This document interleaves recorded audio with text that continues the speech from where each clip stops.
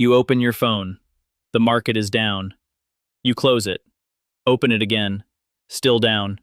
Your chest feels tight. Not metaphorically, physically. Something is squeezing.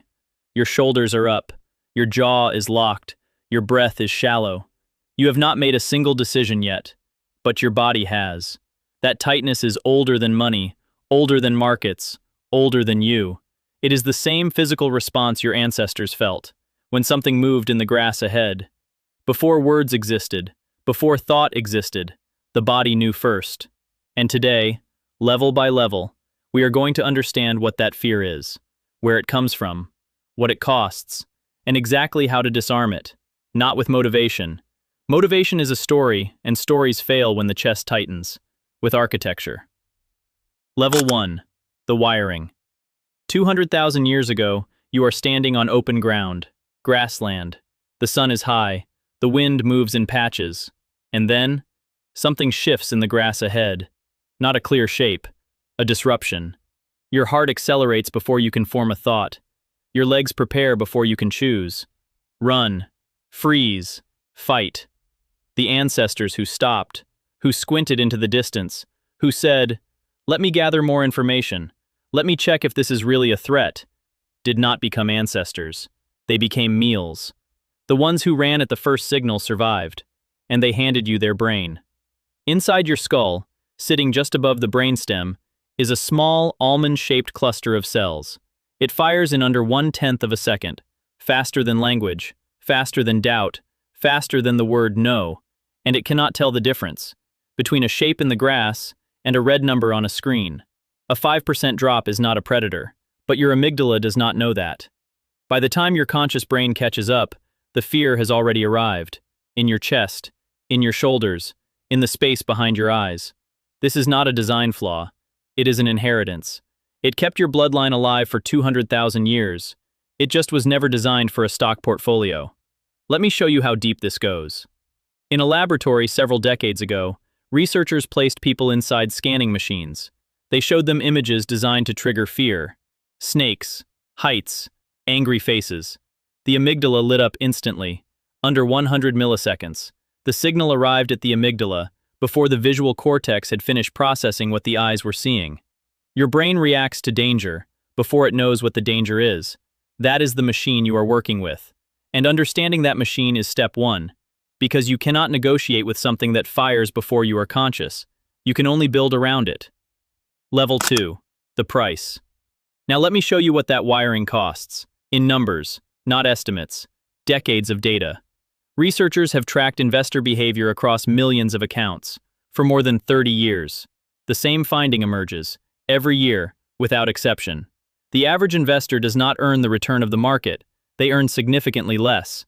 The gap is roughly 4 to 6% per year, compounded. Not one bad year, every year. The funds themselves perform fine. The market performs fine. It is the investor who cannot sit still, because the investor has a body, and the body feels something, and the body demands action. Let me put this in concrete terms. 100,000, left alone, compounded over 20 years, becomes something close to 320,000. The same 100,000, traded by someone who reacts to every headline, to every knot in the chest, to every person at a gathering who says the market is crashing, becomes something closer to 140,000. The difference is roughly 180,000. That is not a fee the market charged. The market did not take that money. Fear took it. Your wiring took it. The grassland took it. And here's the part that should sit heavy with you. Every time the market drops, this transaction happens again. Millions of times, across millions of screens, in millions of bodies. Fear converts into a sell order, and the sell order converts future wealth into a permanent loss. Knowing this does not stop it. Awareness is not enough. The body overrides awareness every time. You need something stronger than knowledge. You need a system that fires before the body can act. Level 3. The floor. Before we build that system, we build a foundation. Because you cannot think clearly when you are standing over a hole. If your next month is uncertain, if a single unexpected expense can undo everything, then every market dip is not a market dip. It is a threat to your survival, not just your portfolio, your survival. and the body reacts accordingly. Full alarm, full panic, full sell. The research confirms this. When people lack a basic financial buffer, their cognitive performance drops. The same person, same intelligence, same capability. Tested when money is tight versus when money is secure. The gap is equivalent to losing a full night of sleep. 13 IQ points. Gone. Not because they became less intelligent, because the brain was solving a survival problem in the background. Constantly. Every waking moment. You were never bad with money when you were broke. You were taxed. By your own circumstances. And the tax was invisible even to you. So the first move, the move that makes every other move possible, is the emergency fund. 3 to 6 months of basic expenses. Rent, food, transport, utilities, the boring numbers. In a separate account. Not invested, not in the market, sitting still. Accessible within 1 business day. No more. Do not skip this step. Do not tell yourself you will build it later. Do not convince yourself that the market will outpace your savings rate. None of that matters. When the market is falling, and your income is uncertain, and your chest is tight, the emergency fund is the only thing standing between you and a sell order you will regret for 20 years. It is not about returns. It is about options. It is the difference between I have to sell and I can wait. And in investing, the person who can wait always wins. Level 4, the automation. 200,000 years ago, your ancestor did not decide to fear. Fear happened to them. They could not choose to be brave. Bravery was not a switch. It was the absence of an alternative. When the grass moved, the body moved. Decision was an illusion. You inherited that body, and you cannot outthink it. So you do not try. You do not try to become braver. Bravery is a story, and stories fail when the chest tightens. You do not try to become more disciplined. Discipline is a muscle, and muscles fatigue. You build a pipe. Money enters the pipe at one end, before you can feel anything about it, and exits into your investments, before you can stop it. The monthly automated contribution. Same day, same amount.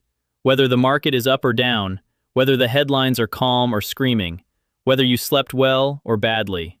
Money moves while you are still unconscious. The transfer happens, before the body gets a vote, before the insula can fire, before the knot can form. This is not a trick. It is not a hack. It is the single most effective financial decision you will ever make, because it removes you from the equation. You are the only part of the system that panics, and the pipe does not panic. Set this once, then stop looking at it. The pipe is now your decision maker, and it has never had a bad day. Level 5, the information diet. Now we address the inputs, because fear does not arrive randomly. It is fed. Every notification, every push alert, every headline with a red number next to it, every person who forwards you an article with the word crash in the title, is fuel. The research on this is clear. The more frequently people check their portfolios, the worse their returns become. Not slightly worse, significantly worse. Because every check is a chance for the body to react, for the knot to form, for the ancient alarm system to fire. Your phone, the one in your pocket right now, has become a fear delivery mechanism. It pings you when the market moves. It pings you when a stock drops. It pings you when someone says something alarming. And every ping triggers a small shot of alarm. Not a full panic, just a flicker. A dozen times a day, hundreds of times a month, thousands of times a year. Each flicker is tiny, but they accumulate. And by the time the real drop arrives, your nervous system is already exhausted. You have no reserve left for the moment that matters. The solution is not willpower. Willpower cannot beat a notification engineered to capture your attention. It is architecture. Delete the trading app from your home screen, or delete it entirely. You can access your account from a computer when you need to. Remove the stock ticker from your watch, from your widgets, from anywhere it sits in your peripheral vision. Turn off market alerts. All of them. Every single one. They are not information. They are triggers. And triggers produce reactions. Reactions produce sell orders. And sell orders produce the gap between what the market earned and what you kept. Level 6. The 48 hours. The body reacts in under 1/10 of a second. Fear arrives fully formed, before you can think about it, before you can remember your plan, before you can recall anything you have read. So you do not try to think faster. That race is already lost. You build a delay between the feeling and the action. One simple rule: no financial decision made within 48 hours of feeling fear. The research supports this. The acute stress response peaks within minutes, but the cognitive impairment, the narrowed attention, the reduced ability to weigh probabilities, lasts far longer. The body needs time to clear the chemicals, and during those 48 hours you do nothing.